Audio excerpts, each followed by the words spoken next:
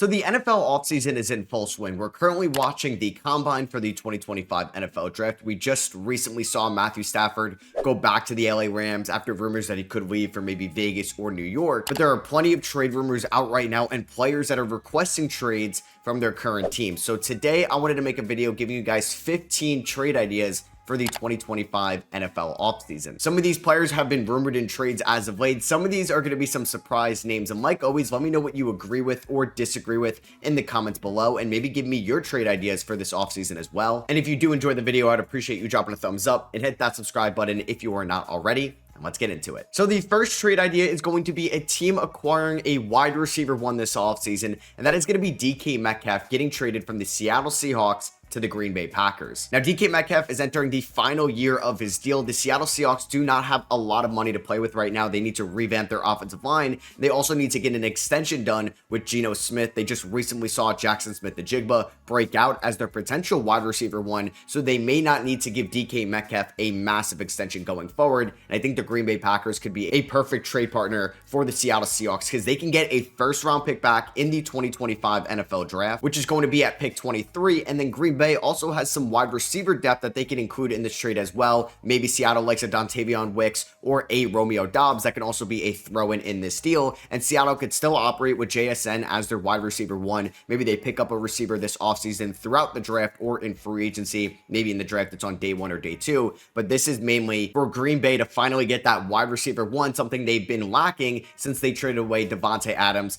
to the Las Vegas Raiders. They can go out, get DK Metcalf. They do have the cap space to give DK an extension. They have almost $50 million in cap space right now. You can go out and get Jordan Love, his wide receiver one that they kind of needed all year long, and then you bump down Jaden Reed to the number 2, and he turns into one of the best wide receiver 2s in the NFL. I think DK could be a great quarterback under the Matt LaFleur style offense, and this could just be one of the best offenses in the NFL with Love, DK, Jaden Reed, and Josh Jacobs. Zach Thomas turned into one of the best offenses. I do have another trade involving the Green Bay Packers, but this time they are trading away their veteran, and that is going to be Jair Alexander, who recently requested a trade from the Green Bay Packers going to the LA Chargers. Alexander is under contract in 2025 for $16 million and in 2026 for $18 million throughout his age 28 and 29 seasons. The LA Chargers have over $60 million in cap space this offseason. They did have a productive secondary last year led by one of the best safeties in the NFL, Derwin James. They hit on the Terheeb Still pick back in the 2024 NFL draft, and Jair Alexander could just bolster this secondary unit. We saw Marshawn Lattimore go for a third-round pick at the trade deadline, as well as a fourth and a future sixth rounder, and I think Alexander could go for a similar amount. Maybe it's going to cost them a little bit more, but Alexander is making a decent amount of money, so that could also lower the price tag as well, and the Green Bay Packers also lost a ton of leverage this offseason. And what if they want to add a DK Metcalf? They could save some money by trading away Jair Alexander, and I think him going to LA, playing for the Chargers, is a good fit for him under Jim Harbaugh. Next up, we have a massive one, and could Howie Roseman do it again? I have Myles Garrett being traded from the Cleveland Browns to the Philadelphia Eagles. Yeah, the team that just won the Super Bowl is adding arguably the best defender in the sport. Myles Garrett recently requested a trade, and Andrew Berry, the GM of the Cleveland Browns, said that we're not trading Myles Garrett. But then Myles Garrett said, you know what? I just don't want to sign a new extension here, and I want to end up getting traded. I want to win a Super Bowl. I don't really care about going to the Hall of Fame. And Myles Garrett is under contract for the 2025 season and the 2026 season with a cap hit of $19 million in 2025. He's going to be 30 years old, and in 2026, it's going to be around $20 million, and then has a $40 million cap hit in the void year in 2027. The Eagles do have a little bit of money to work with, $22 million in cap space right now. They can free up some other money as well this offseason, and the Eagles don't need to give Myles Garrett a new extension. They can have Garrett play in his early 30s. We're still in the prime years of Myles Garrett in a season where he just put up 14 sacks in 17 games, another All-Pro first team honors, the 4th of his career, and over the last 5 years, he's been arguably the best defender in the sport,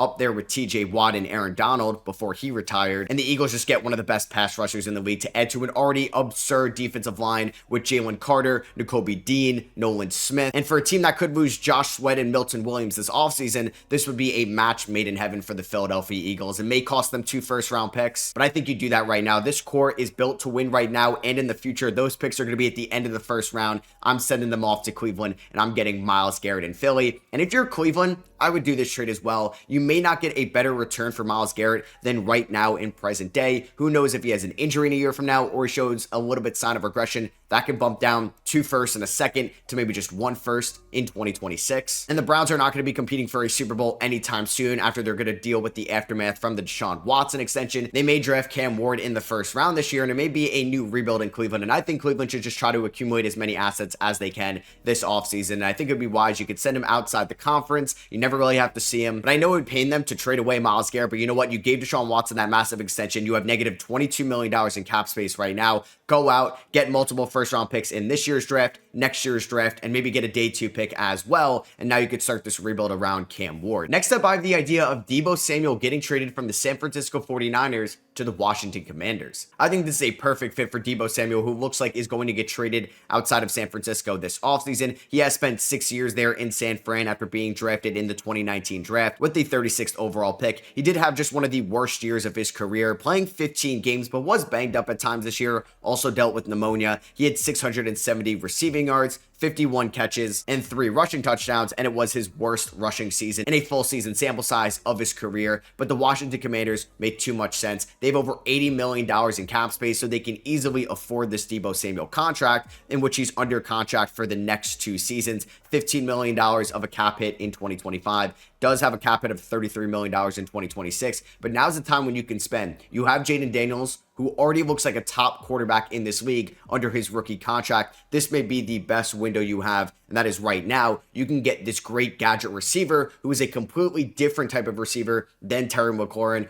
reliable over there in Washington, and you can work Deebo Samuel out of the backfield. You can work him in the slot, and I do believe that Deebo still has a little bit left in the tank, and I think just a new environment playing under Cliff Kingsbury could be really good for Deebo. I don't think it's going to cost Washington too much just because of the Deebo contract, and it's known that they are going to try to trade him this offseason. This could be just like one day 2 pick. This could be a 3rd rounder. This could be a 4th or 5th rounder. I don't expect Deebo Samuel to get traded for a ton this offseason. San Francisco does have some cap space, but they got to rework a new extension for George Kittle, and they also have to pay Brock Purdy a ton of money, so they want to get rid of Deebo just to save some money in the long term. So if the Cleveland Browns are going to be known sellers in this offseason, if they do trade away Myles Garrett, I think the Minnesota Vikings should call them up immediately and try to trade for Denzel Ward. Yeah, we're going to have Cleveland trade their top 2 defensive playmakers this offseason. Denzel Ward was that 4th overall pick back in the 2018 draft, a great draft pick by the Cleveland Browns, and he has spent 7 years in Cleveland. He's got 4 Pro Bowls. He led the NFL in pass deflections this year, and you can maybe see Denzel Ward's production slipping a little bit, maybe not as elite as he was on that rookie contract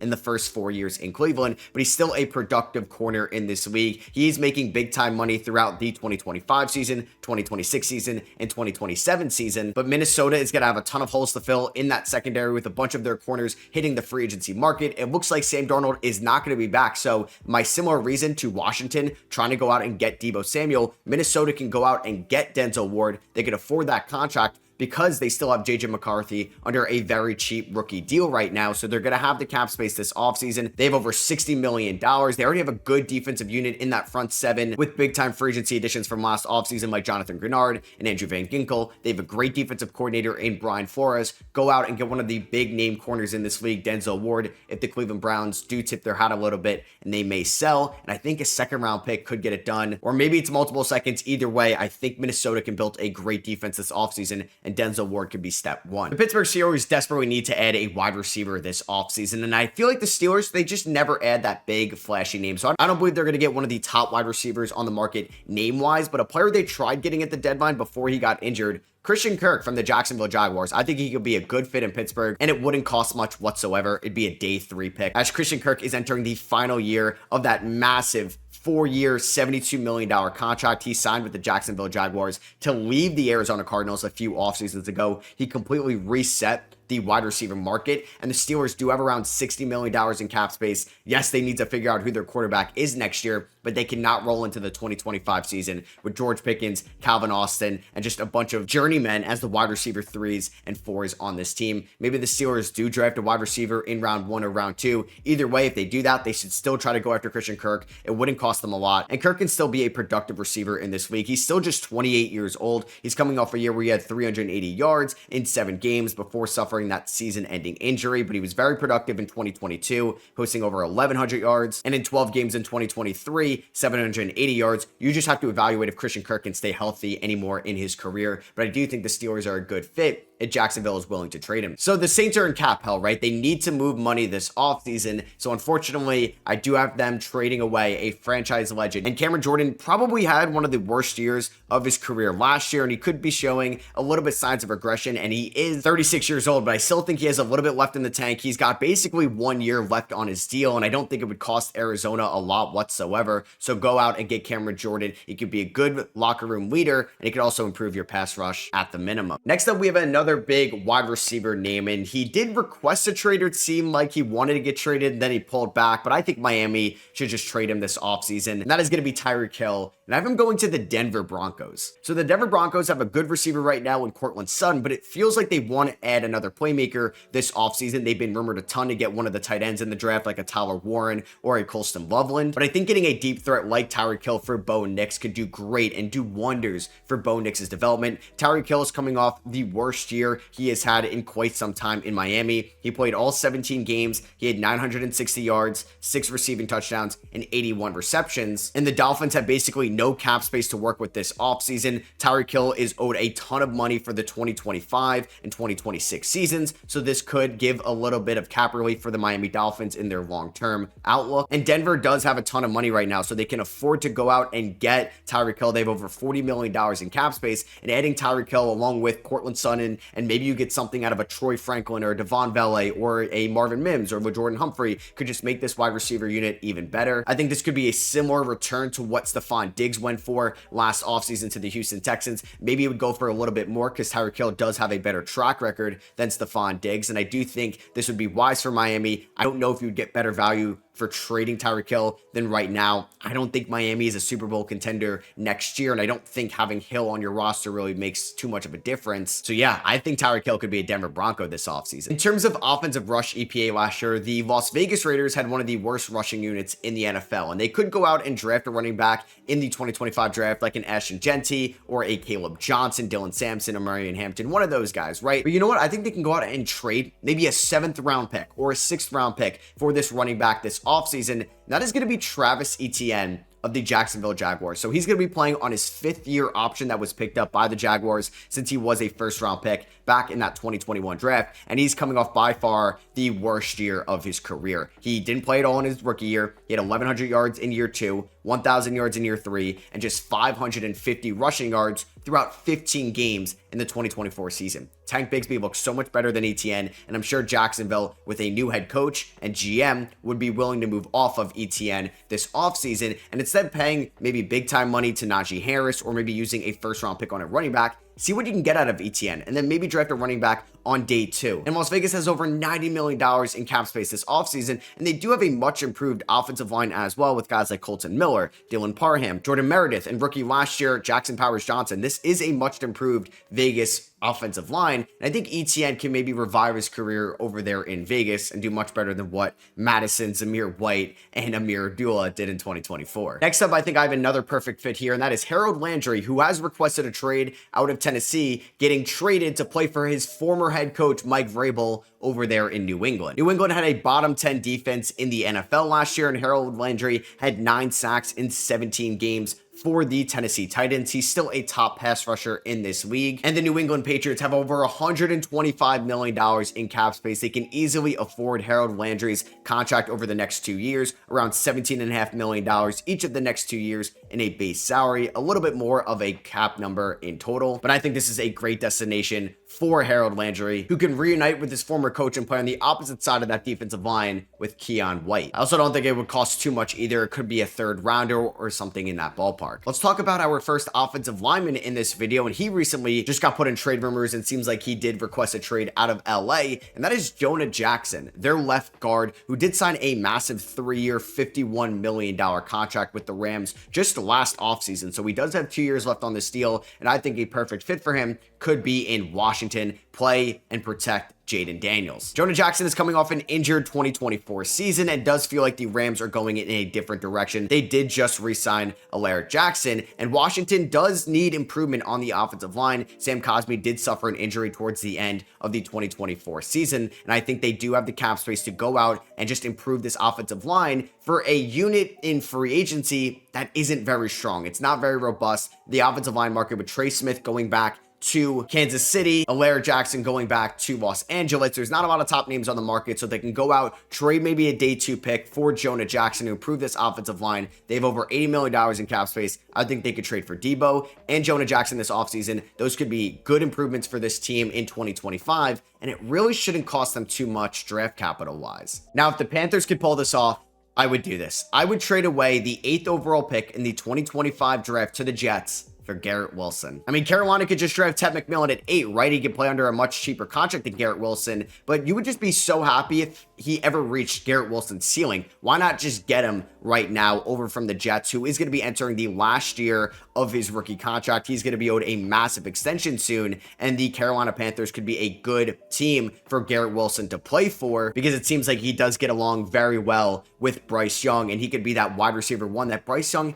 hasn't had in his career yet. This could just push down Jalen Coker, Xavier Legette, and make this receiving core look that much better, as Garrett Wilson is still just 24 years old. It felt like it was a down year 3, and he still posted 101 receptions. That was a career high, 1,104 receiving yards, also another career high, and 7 touchdowns. He's played with Zach Wilson and Aaron Rodgers in his career. I would be willing to trade the 8th overall pick to the Jets, get Garrett Wilson, and give him a massive extension to give Bryce Young a wide receiver 1 and just help progressing him as your franchise quarterback. I'm just skeptical if the Jets would want to do this and they just wouldn't want to extend Garrett Wilson themselves, because this wide receiver room is not great. If they trade away Garrett Wilson and they cut Devontae Adams this offseason, they do have the 7th overall pick, and they would have the 8th overall pick after this trade. Maybe they can go out and get Ted McMillan with one of those picks, and they can maybe get a veteran receiver in this offseason. I think we're entering into a retool bridge era for the New York Jets, so maybe they don't want to give Garrett Wilson that massive extension right now, and if he was actually going to get traded,